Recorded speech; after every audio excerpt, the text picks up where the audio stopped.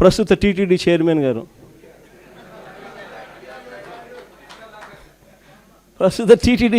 గారు, ఆయననైతే ఒక మహిళను మోసం చేసి వీడియోతో ఫోటోలతో అడ్డంగా దొరికిపోయినా కూడా నో యాక్షన్. కొద్ది రోజుల కింద ఈ పుట్ట మహేష్ ఇన్సిడెంట్ కన్నా ఇంకా కొద్ది రోజుల ముందు ఆదినారాయణ రెడ్డి అని ఇంకొక ఎమ్మెల్యే, ఆదినారాయణ రెడ్డి కొడుకు ఇదే డ్రగ్స్ తీసుకుంటూ తాను కూడా హైదరాబాద్లో పట్టుబడితే ఏం జరిగింది?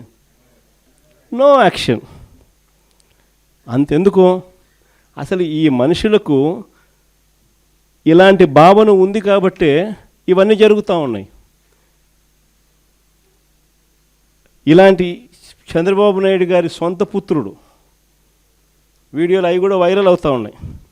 స్విమ్మింగ్ పూల్ పక్కన తాగుతూ తూగుతూ అమ్మాయిలతో డ్యాన్సులు చేస్తూ ఉన్నాడు. అయినా ఏంది Chandrababu Naidu? No action. Action చేయకపోగా చంద్రబాబు నాయుడు గారు సొంత బావుమరిది ఏమంటాడు? అమ్మాయి కనిపిస్తే ముద్దైనా పెట్టాలంట, కడుపన్నా చేయాలంట. అసలు అలాంటి మాటలు మాట్లాడాడంటే లాగి చంపకేదోడు పీకాల్సింది పోయి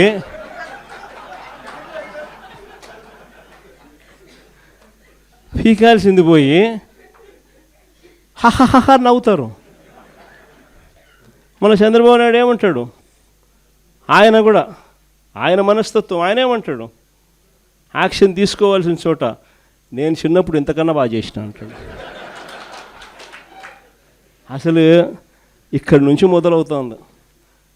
వీళ్ళకి ఎందుకు ఈ మాదిరిగా జరుగుతూ ఉంది పరిపాలన, ఎందుకు ఈ మాదిరిగా సాగుతూ ఉంది పరిపాలన, ఎందుకు అక్క చెల్లెమ్మలకు భద్రత లేని పరిస్థితి రాష్ట్రంలో ఉంది, ఎందుకు విచ్చలవిడిగా డ్రగ్స్ దగ్గర నుంచి లిక్కర్ మాఫియా వరకు ఈ రకంగా ఎందుకు రాష్ట్రం అంతా కూడా అతలాకుతలం అవుతూ ఉందనంటే కారణం మైండ్ సెట్.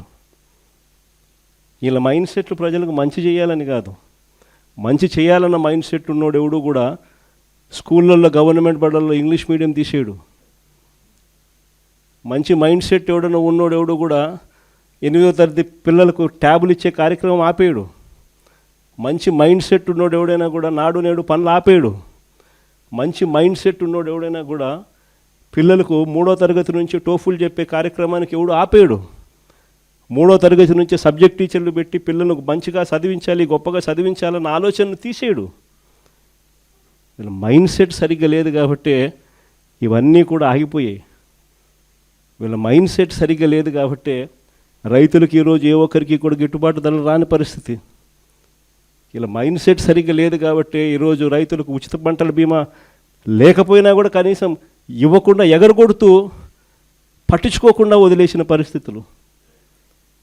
రైతులకు పెట్టుబడి సహాయం అందడం లేదు, ఏ పంటకు గిట్టుబాటు ధరలు రావడం లేదు, ఉచిత పంటల బీమా ఎగరగొట్టేశాడు, ఇన్పుట్ సబ్సిడీ ఇవ్వాల్సింది ఇవ్వడంలా, అయినా ఏమాత్రం కూడా చీమ కొట్టినట్టు కూడా లేదు. పేదలకు ఉచితంగా వైద్యం అందడం లేదు, ఆరోగ్యశ్రీ గాలికి ఎగిరిపోయింది.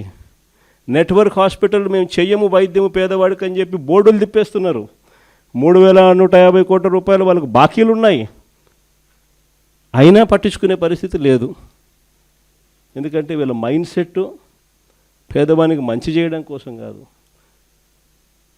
ఆడవాళ్ళకు మంచి చేయాలని కాదు, చివరికి అక్క చెల్లెమ్మలకు 0 వడ్డీ కూడా ఎగరగొట్టిన ఏకైక నాయకుడు ఎవడన్నా ఉన్నాడు అని అంటే ఇక చంద్రబాబు నాయుడు. సూపర్ 6 సూపర్ 7 కదా దేవుడు ఎరుగు. మన ప్రభుత్వంలో ఇస్తూ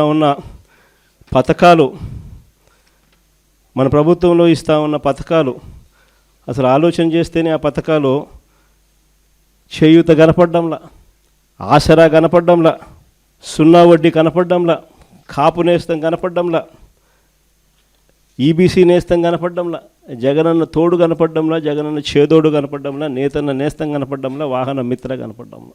ఇల్లు కూడా సైతం మనం చివరికి 31 లక్ష ఇళ్ళ పట్టాలు ఇచ్చి 21 లక్ష ఇళ్ళు శాంక్షన్ చేయించి 10 లక్షల ఇళ్ళు పూర్తి చేసి మిగిలిన ఇళ్ళన్నీ కూడా వివిధ దశల్లో తీసుకొని వచ్చి వేగంగా నడుపుతా ఉన్న ఇల్లు కూడా కన్స్ట్రక్షన్ కూడా ఆగిపోయిన పరిస్థితి. వీళ్ళకి ఎవ్వరికీ కూడా పాలన మీద ధ్యాసలా.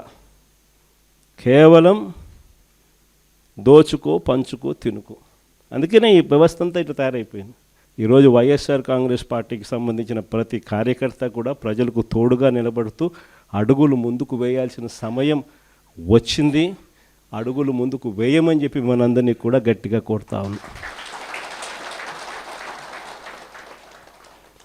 చూస్తా 2 ఏళ్ళు అయిపోయింది. 3వ బడ్జెట్ ప్రవేశపెట్టాడు. ఇక బడ్జెట్ ప్రవేశపెట్టాల్సినవి కూడా ఇక 2 బడ్జెట్లు. ఉద్యోగస్తుల దగ్గర నుంచి, మహిళల దగ్గర నుంచి, రైతన్నల దగ్గర నుంచి, పిల్లల దగ్గర నుంచి, యువకుల దగ్గర నుంచి ప్రతి ఒక్కరూ కూడా చంద్రబాబు నాయుడు గారిని తిట్టకుండా తిడుతూ ఉన్నారు. ఇక 2 ఏళ్ళకే చూస్తా ఇంకా మరో 2 ఏళ్ళు అయిపోతుంది. ఆ తర్వాత ఎలక్షన్ ఇయర్. మొదలో 1.5 సంవత్సరం నా పాదయాత్ర కూడా ఎలాగో సాగుతుంది. కాబట్టి వీళ్ళు చేసే రెడ్ బుక్ రాజ్యాంగమైనా, వీళ్ళు చేసే అరాచకాలైనా, వీళ్ళు చేసే హెరాస్మెంట్ అయినా కూడా ఇవన్నీ కూడా ఇక కొద్ది రోజులే అన్నది ప్రతి ఒక్కరం కూడా గుర్తుపెట్టుకోండి. ఇక్కడ కూడా మన పార్టీ హెడ్ ఆఫీస్లో లీగల్ సెల్ అన్నది చాలా స్ట్రాంగ్గా తయారు చేసాం. ప్రతి ఒక్కరికి కూడా పార్టీ అండగా ఉండే కార్యక్రమం అందరికీ కూడా హెడ్ ఆఫీస్లో ఆదేశాలు ఇచ్చి ఉన్నాము. ప్రతి ఒక్కరికి ఎక్కడ ఎవరికి ఏ ఇబ్బంది వచ్చినా కూడా సొంత కుటుంబ సభ్యులకి ఇబ్బంది వచ్చినట్టుగానే పట్టించుకుని వాళ్ళకు తోడుగా నిలబడే కార్యక్రమం పార్టీ అన్ని దశల్లోనూ చేస్తుంది. ఇక్కడ హెడ్ ఆఫీస్ నుంచి మనోరన్న, ఈ లీగల్ సెల్ వీళ్ళంతా కూడా అందుబాటులో ఉన్నారు. శివ కూడా రేపొద్దున శివ కూడా నేను చెప్తా ఉన్నా, పిల్లోడు, యువకుడు, ఉత్సాహవంతుడు, అన్ని రకాలుగా తోడుగా ఉండే కార్యక్రమాలు చేస్తూ ఉన్నాడు. పార్టీకి తను గట్టిగా నిలబడతా ఉన్నాడు. తనను కూడా రాబోయే రోజుల్లో దేవుడు ఆశీర్వదిస్తే ఇంకా పై స్థానంలో కూడా తీసుకుంటారు. అందరూ కూడా తోడుగా ఉంటారు. జిల్లాలో శివ దగ్గర నుంచి నియోజకవర్గంలో రవి వరకు కూడా ప్రతి ఒక్కరూ కూడా మీకు అండగా ఉండే కార్యక్రమాలు ఉంటాం. ప్రతి ఒక్కరూ కూడా సవ్యసాచుల మాదిరి, కథన రంగంలో సవ్యసాచుల మాదిరి గట్టిగా పోరాడండి. నెక్స్ట్ జగన్ 2.0లో అందరికన్నా పెద్ద పీట వేసేది కార్యకర్తలకి అని మాత్రం మరొక్కసారి చెప్తాను. జగన్ 2.0లో మీ ద్వారానే ప్రతి మంచి కూడా ప్రజలకు జరిగిస్తాను. ప్రతి కార్యకర్తకు మంచి రోజులు వచ్చే కార్యక్రమం చేసి చూపిస్తానని కూడా చెప్తా ఉన్నాను.